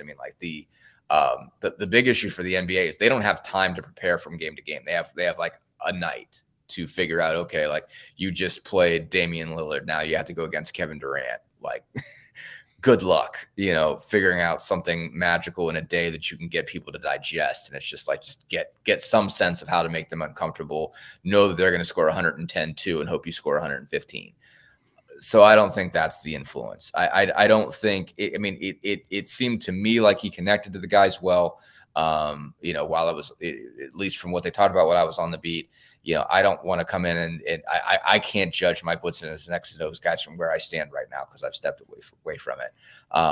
But all the same, like ultimately how a team performs is on the coach, and it's still, it is still January 9th. And I do think, you obviously saw, even last year, there were points where you were ready to bury that group, and they found a way to make the tournament at least. Not that that's the biggest thing in the world. And if this team just barely scrapes by to get in the tournament, like that's still going to be considered a disappointment for sure. But, I'm not going to put it past them to get it figured out. Obviously the equation's different, and it does require, them to figure out something different. And really that they just got knocked off track by 2 really good teams and then found themselves a different team because of players they lost. And this doesn't seem like they've reacted well. But they can. And so I'm not going to judge Mike Woodson's coaching job at this point. But if the bottom falls out, then you're like, okay, like, yes, that is something Mike Woodson has to wear. He's got a good enough team. Even with X and Thompson out, there is enough talent that this should be an NCAA tournament team. I don't know that they should win the Big Ten without those 2 guys. I don't know that I would say that on paper starting from square one, like forget the games they've already lost. But like if they were 0-0 coming into, and you said, okay, imagine that roster without Thompson and Johnson. Do they still think it's a Big Ten championship team? I would say probably not. But Tamar Bates and Jordan Geronimo stepping in there as your starters for, in their stead, like that team should still win. Those guys are really talented players. And Renew or Geronimo as your power forward. If those are your 5 guys, if Jalen Hood-Schifino, Tamar Bates, Miller Kopp, Jordan Geronimo, or Malik Renew, and Trace Jackson are your 5 guys, you should be able to win with that. And I've been really surprised at Malik Renew hitting the wall and staying at this wall, it seems like. Yeah, never. I don't know what's holding him back. Because I'm not watching it in the same way that I usually watch it, but just doesn't seem like the confident guy that I feel like we saw at the beginning of the season. I was impressed by everything that he was doing before I switched beats. Just like the skill he had around the bucket, just the handle, the moves, the ability to shoot it from outside from time to time. And defensively, he seemed pretty good. He doesn't have obviously the raw athleticism that Jackson Davis does. You're not going to see him pinning shots off the backboard the same way that Trace can. But yeah, no, I like he just seemed like he was going to produce a ton to me. Like I am, like, and I'm only catching him looking back in bits and pieces, but like, I mean, he just seemed like he was doing everything right. And he just had that track of a guy who was going to be kind of fringe all Big Ten rookie, all Big Ten freshman this year, just because he wasn't going to start. That there were other guys, obviously Hood Schifino, I presumed was going to be in that mix to even possibly win it. Obviously Bryce Sensabaugh is taking he's the runaway leader, is he not? Yeah. Right. Runaway leader at this point. But like, you got to obviously get Lawyer and Braden Smith in there and all that sort of deal. And I've written, those are the exact names I have written down too. But the thing is, all of them, well, Bryce Sensabaugh has just gone from good to really good to looking like a sophomore already. Braden Smith and Fletcher Lawyer, they provided instant stability. And they've lost a game, but they still seem like they're learning and going. They're still trending up. And Jalen Hood-Schifino, I think that he has really blossomed. I hate to say that since Xavier got hurt, he's had to carry more load. He's doing two jobs. He's scoring and running the offense. But he's looked a lot more comfortable scoring since that happened. But Malik has just hit a wall, and there's been no upward trend. I mean, if you want to really, it's been a step down and then flatline for him. And it's just surprising to see, especially again, you've got a guy who that's his position. That's the position he played in Mike Woodson. That should be something that comes easy for him to help him with that. But it's just been weird seeing him not grow. Yeah. And again, I don't get it. I mean, like if you would have told me in October that by January there would be people who would be saying that Miller Kopp should slide down and start at the 4, like that not only should he not be supplanted by Jordan Geronimo at the 3, he should slide down to the 4 and take the minutes from Geronimo and Renew. Like that's knocked me over with a feather stuff. Like how, like it was the literal opposite, when I left the beat, because everyone was like, okay, well, Miller Kopp can't start.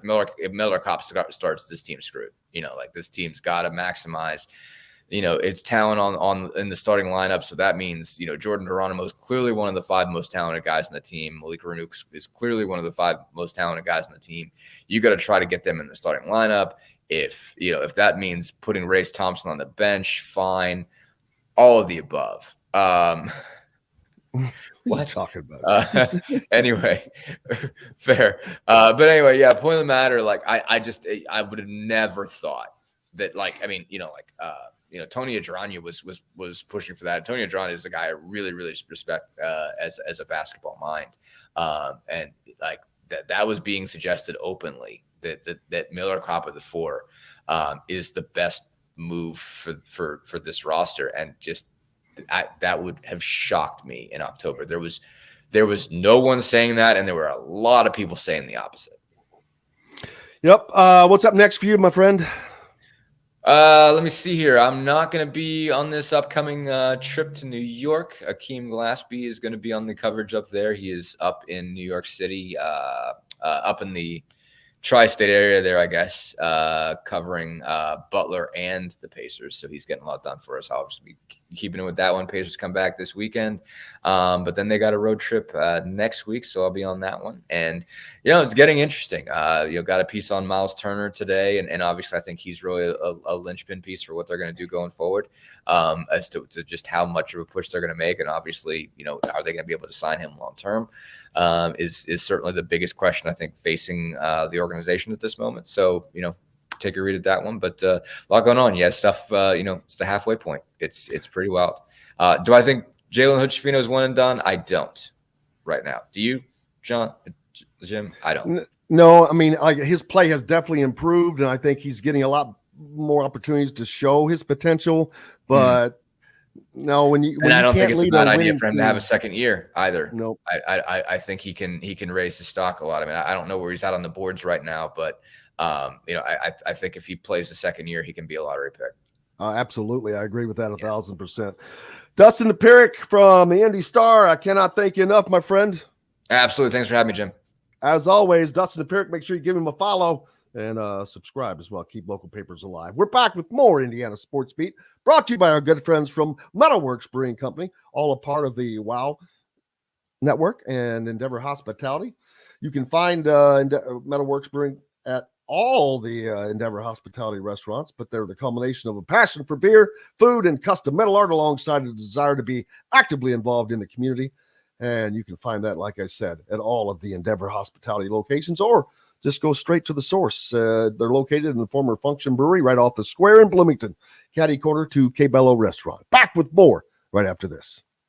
We'll be right back to the golf club at Eagle Point Studios for more Indiana Sports Beat Radio with Jim Coyle, presented by Endeavor Hospitality Group and Andy Moore Honda of Bloomington. If you're looking for a home,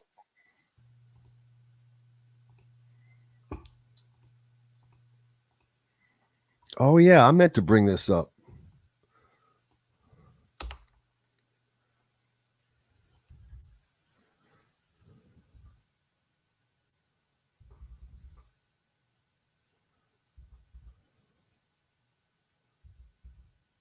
No, but it doesn't matter if you score 1,000 points. If you give up 1,002.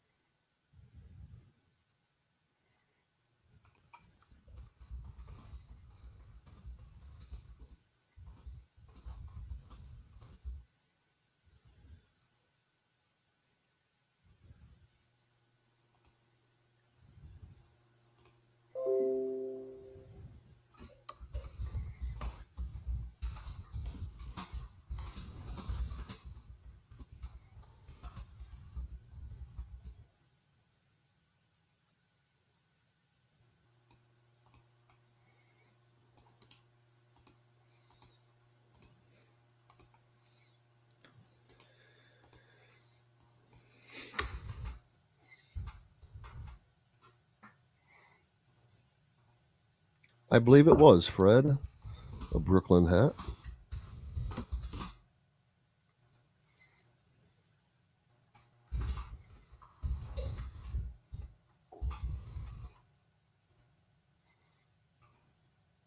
Man, it's a lot of comments I'm trying to read through. Excuse me. Georgia by 28. Come on, Nick. I'll take that bet. 12.5 point spread. Really? Wow. That's all right, here we go. Of a passion for beer, food, and custom metal art. Check out their custom growlers. Metalworks Brewing Company has an updated menu, new brews, and will be offered in all Endeavor Hospitality restaurants. Come taste what Dr. Hops is brewing. Metalworks Brewing Company. Bring your passion and your thirst. This segment is brought to you by Courtroom Sports Grill in Bedford. Now back to the golf club at Eagle Point Studios for more Indiana Sports Beat Radio with Jim Coyle, presented by Endeavor Hospitality Group and Andy Moore Honda of Bloomington. Welcome back, Indiana Sports Beat Radio. Coming to you here on this Monday. It's January 9th. John Boy, when are we making the switch? 2 weeks from now on the YouTube side of things. We are going to, as long as this is what you still want to do, we are planning on moving the show, the start time for the YouTube show, back to 9 a.m. where it used to be. Yes, that doesn't change. Those of you listening on radio. Just want to make sure everyone knows that. So cool. So in 2 weeks, I'm looking forward to that. I am looking forward to that. We'll talk about that more later. But how about, I barely got to mention it, but starting Wednesday, yeah, the Toddcast. instead of waiting till the game's over and all that stuff, especially for late games that you basically can't. When is tip-off on Wednesday, by the way? I'm curious. I haven't looked ahead to that yet. Will it be a late game on Wednesday? You have Google? We all have Google. GTS, baby. The Google machine. You know what that means, right? GTS. It's a typical 7 p.m. start on Wednesday. Yeah. So the first podcast will be Wednesday at 7 for the at Penn State game. But yeah, this is going to be a link just like this, right, John? Yeah. So it's going to be the exact same length as one of our daily shows. I mean, all you'll have to do is we'll send it out on Twitter, just and like Facebook. A post game show. Just like a post game show. And just like anything that we do live from the YouTube channel, it's just like that. You'll just have to click on the link. For those of you who have YouTube notifications already on, you will get that notification when we go live, and you'll be able to see Jim and Todd discuss the game as Indiana takes on Penn State. And you can still listen to it on radio or watch it on TV, whatever you're doing, and just have this off to the side. And yeah, let me clarify. There's not going to be, it's not like the NFL Manning casts where you're going to be able to watch the game and listen to Todd and Jim at the same time on one broadcast. We can't legally do that. So while you're watching the game, you could have Jim and Todd off to the side on your phone, on your computer, whatever it may be, and listen to them talk about the game as you're watching it or listening to it elsewhere. It's a unique thing that we're going to try out, and hopefully it's something that you guys enjoy. And it's the Toddcast. It's not, I'm not going to always be on there, and we'll be on there as little as possible, honestly. Hopefully it will be Todd and other guests, which will make it even more fun, akin to the Manning cast. So looking forward to that, man. I know Todd's all fired up about it. But the funny thing is, the other night, I think it was the Iowa game, he said, good thing we didn't start this tonight. He goes, I'd be throwing stuff right now. Or even yesterday. I mean, there's just a lot of things that. Or maybe it was yesterday. I think it was yesterday, but I told him, don't worry, you'll have 15 more opportunities.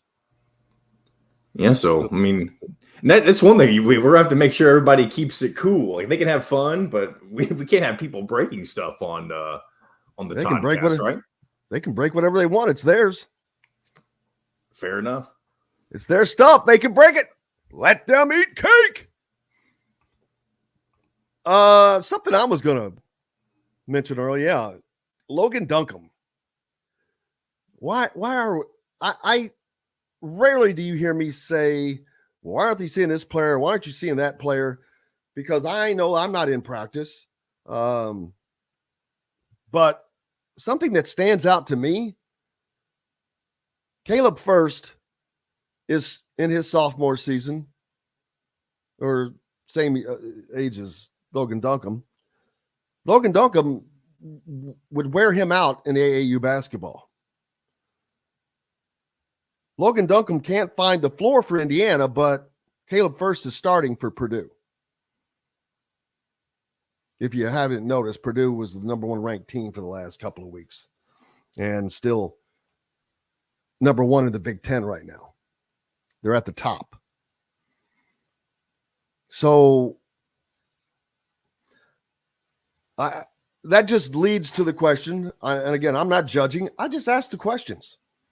Why is it Logan Duncombe can't find the floor, yet someone he would dominate is starting for a team that is substantially better than Indiana?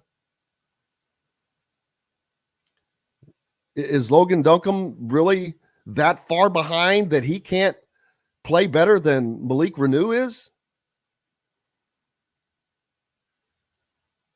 I'm just curious. I don't know. I'm asking those questions.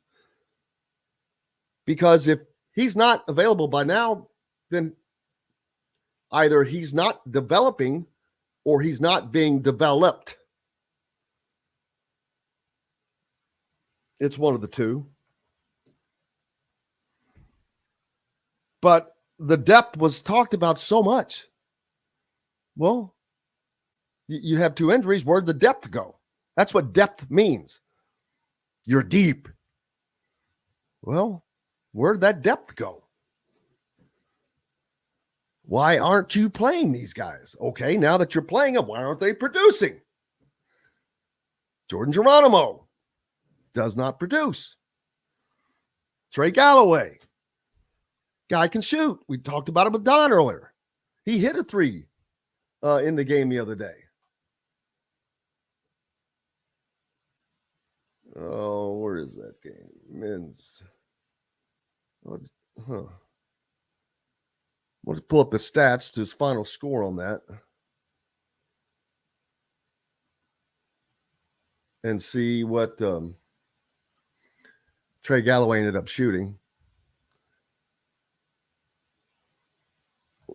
The total that he ended up. Trey Galloway put up 4 shots on the day. He hit 3 of them. He put up 3 3-pointers and hit 2 of them. I mean, these shooting numbers Indiana put up were astounding. Like I said, they shot basically 52% from the field on 62 of field goal attempts. They shot 50% behind the arc on 18 3-point attempts. They shot 71% from the free throw line. But Northwestern shot twice as many, 28-14. And had big old points off turnovers. And points in the paint. Northwestern outscored Indiana in the paint. There's just going to have to be changes. But it starts with defense. This is not an offensive problem. The amount of points Indiana has scored, as Don pointed out, 84 twice, 87 and 91 in 4 losses. You have to, I don't care if you score 1,000 points if you give up 1,004. You got to win, and you've got to just. There was no one I didn't see get beat yesterday. The help defense, it's not solid. And again, it comes down to effort, and I'm not telling you anything you don't know. But I'm a little curious as to why Coach doesn't have deeper answers on the things, especially when it comes to defense at this juncture of the season. You can't keep saying it's effort.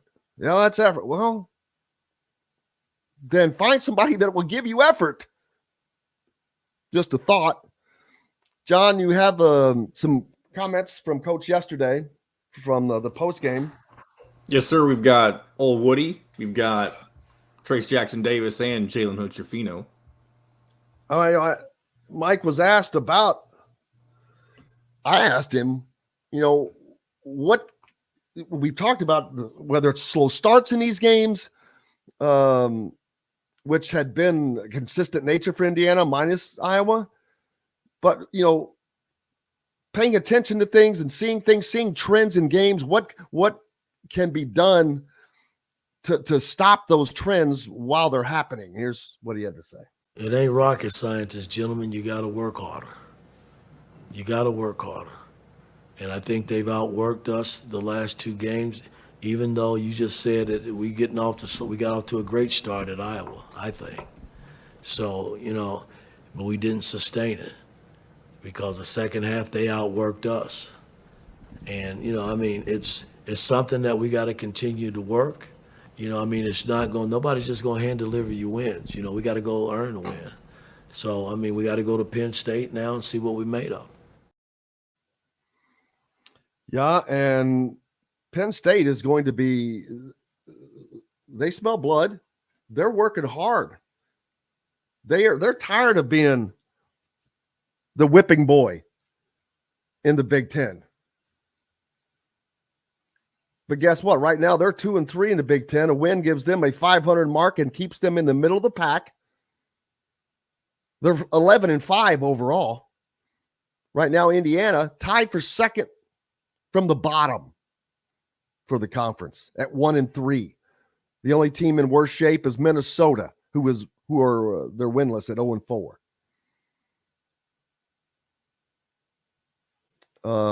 So you have to win road games. For this team to make the NCAA tournament, they're going to have to win road games. They're going to have to win at Minnesota. I have to pull the schedule out because I know there's a few places they don't go, but you got to win at Penn State. What easier games are there going to be besides, say, Minnesota,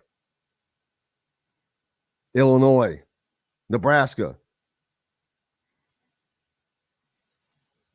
You've gone to Iowa, who hadn't won a game and lost there.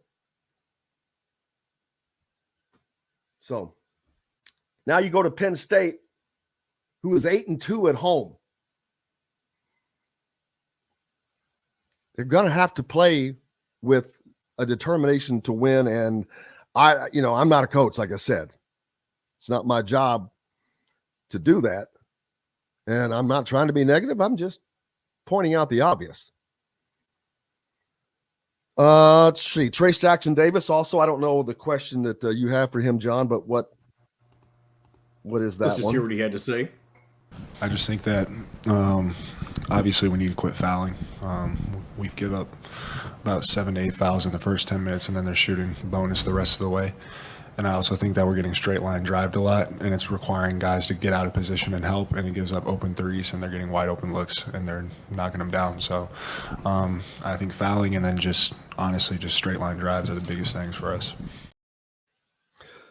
He said two things that stood out to me there. Have to quit fouling and quit giving up straight line drives.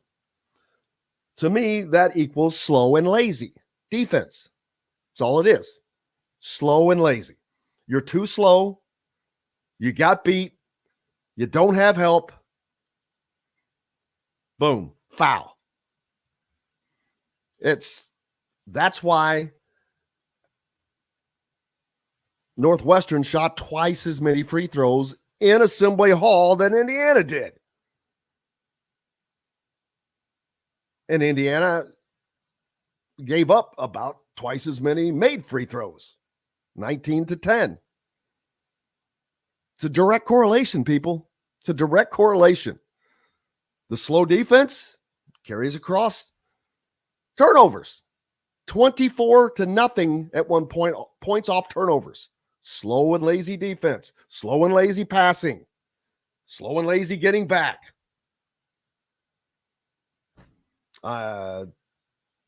Like Coach said, it ain't rocket science. It's pretty obvious to me.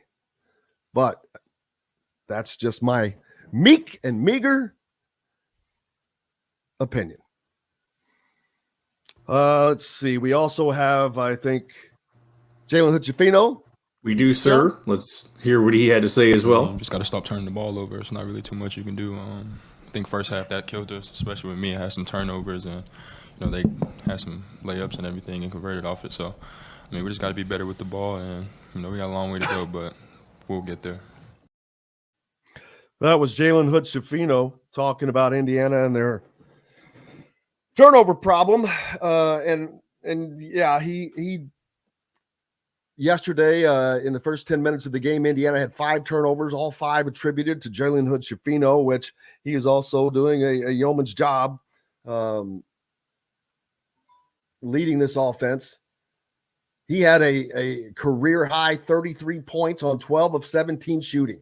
That's pretty damn good. He was 5 of 7 behind the 3-point line, 4 of 6 at the free throw line.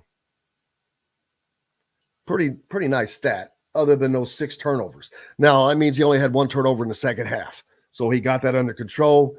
But that start killed Indiana. They were behind from the jump.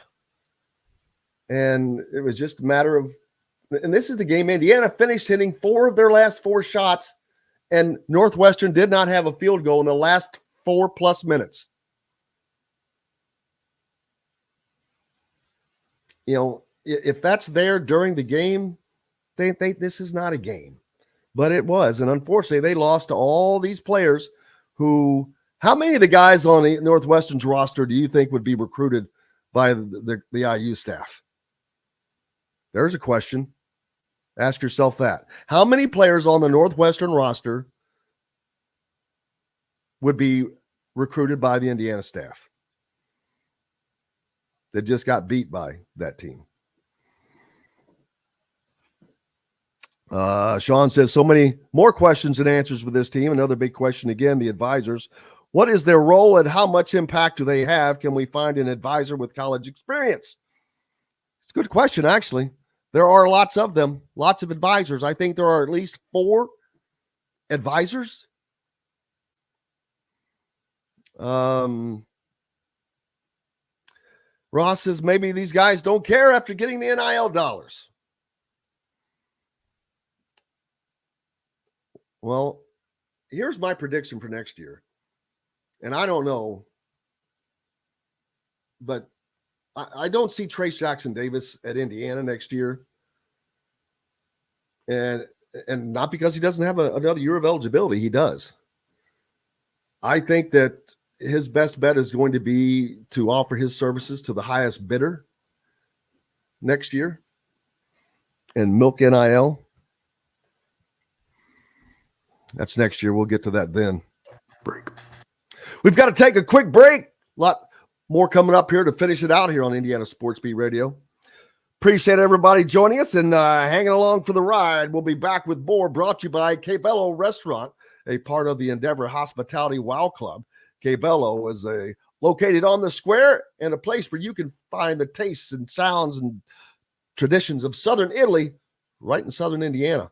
Some great Italian fare, and you can also have Metalworks beer with it.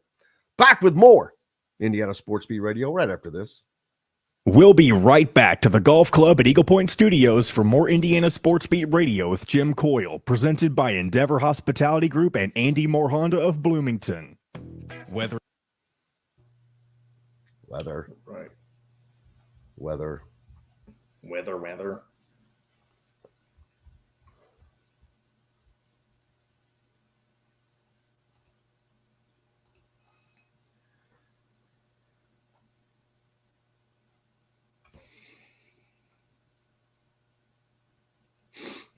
I hope the Toddcast ends up being really a cool thing on Wednesday. I think people will like it.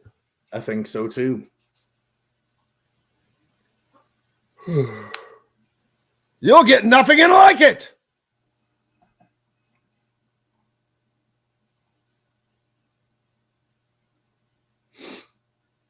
You don't know where that's from, do you? Mm-mm. Caddyshack, man.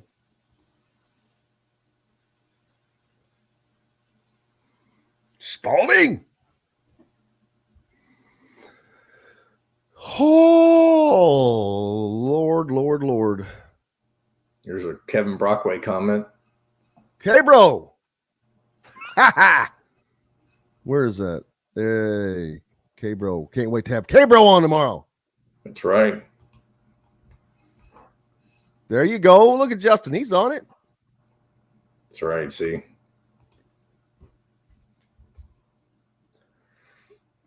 Bill Murray's in there, right? I can at least help you out with that part of it. Yes. Gunga Galunga. Yeah, that's great. I lost the people they will be working for in business offices. Well, it just made me think that, like, after, like, let's just say they're down the dumps about losing. These players could simply be like, well, at least I'm getting paid. I mean, it's an easy way just to get over it and not feel like you have to. I'm not saying they're all doing that, but it really wouldn't surprise me if some of them are.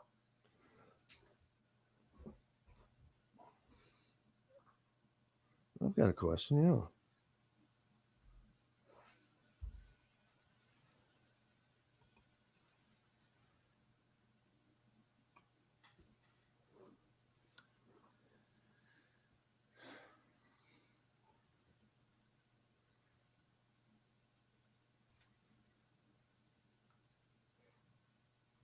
So Trace Jackson Davis and Trey Galloway, they're the only guys that play that are from Indiana, right?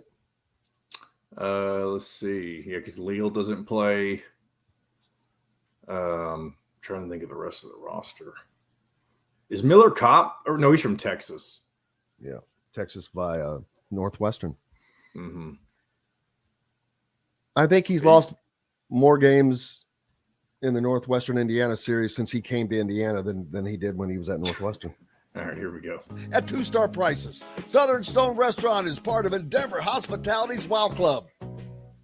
This segment is brought to you by Bubba's 33 in Clarksville. Pizza, burgers, beer.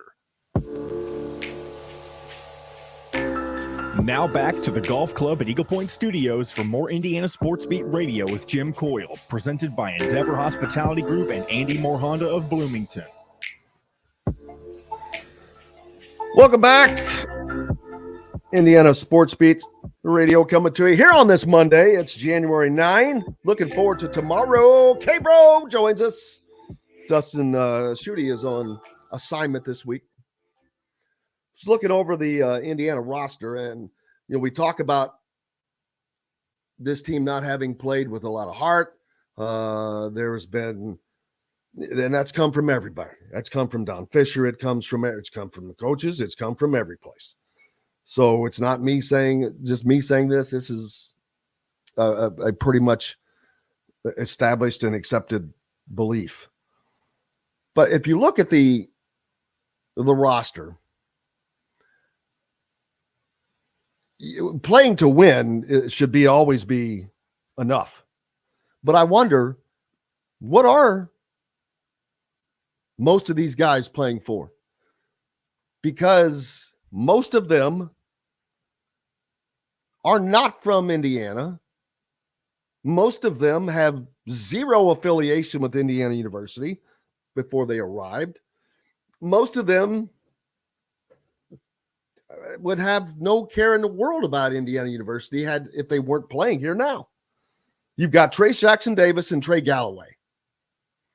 And you can kind of throw in CJ Gunn a little bit, but since he's a freshman and just starting to get more minutes, I'll just go with Trace Jackson-Davis and Trey Galloway. Other than that, you've got Jalen Hood-Schifino, Xavier, while he's not playing right now, but still on there, Miller Kopp, Tamar Bates, Race Thompson, Malik Renew, Jordan Geronimo, Caleb Banks, Logan Duncombe. None of those guys are from Indiana.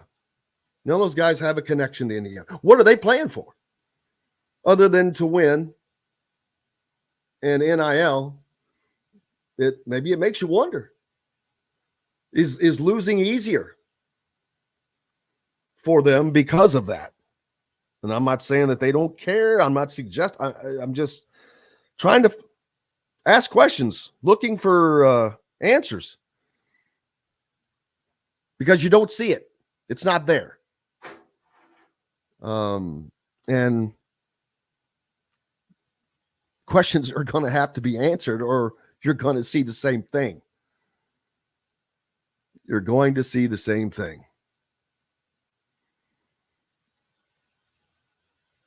Yep, Justin, teams do love beating IU. IU is still a program that the name means something. And while it's fading, it's something in this day and age that can be brought around in a snap. That's another concerning aspect, knowing how quickly teams can be turned around, that this team does not appear to be getting turned around, but appears more to be heading in the wrong direction with a better cast of characters.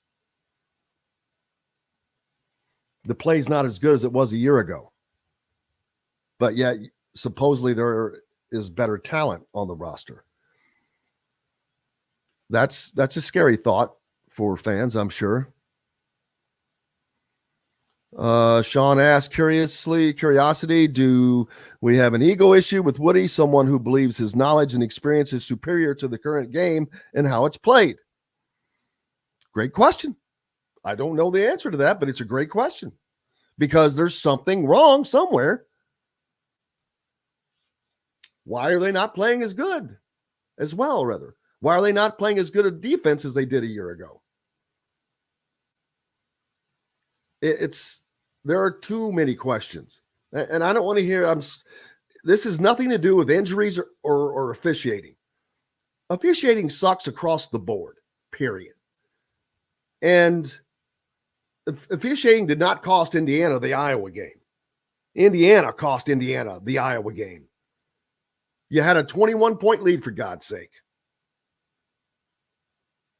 There's no excuses for losing that game. There's no excuse for losing to Northwestern.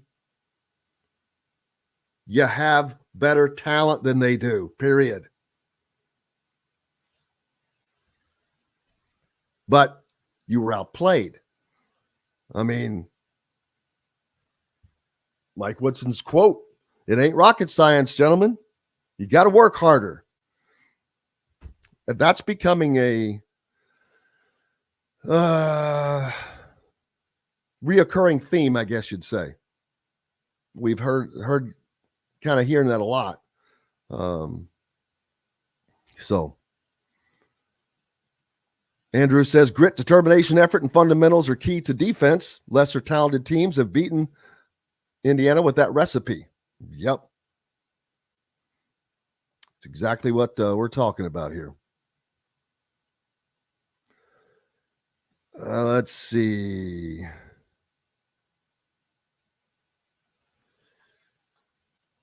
Tony says defense is what the problem is. Yeah, we were in agreement there, but what's the problem with the defense? That's the question. Why are they not playing better? They have better talent. They're faster. They were opposing. Apparently they were faster and quicker, but they're not. Guys are a step slow.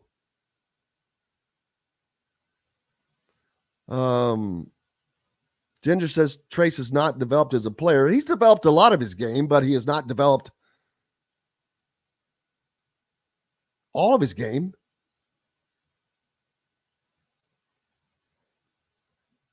Sean says, watching Michael Lewis coach Ball State, he is all fire and emotion. He loves it. Not saying Woody needs to be replaced, but he hopes when Woody's time is over, Michael is a potential candidate. Well, there's no doubt Michael will be a potential candidate. None at all. And I've already said, I think I've said it publicly, I think Michael Lewis will be the next head coach at Indiana when that time happens. No idea when that will be. But yes, I firmly believe that. Absolutely, I believe that.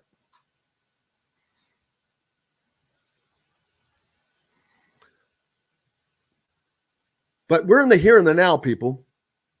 And this program, it's way past time for excuses to be made. They're not winning in a way. And again, yes, they were without two starters, but how good were they with those two starters? It's these problems that we're talking about had nothing to do with the injury. They were happening already.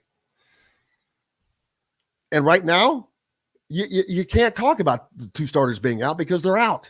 Deal with it. You've got to deal. You've got to play the game with the cards you've got. I mean, it's not like you can say, well, I guess you can throw in. It's either throw in or try to win the game. And if you stay in the game, you're going to have to play with the game with the cards you've been dealt and try to make them work for you as best you can.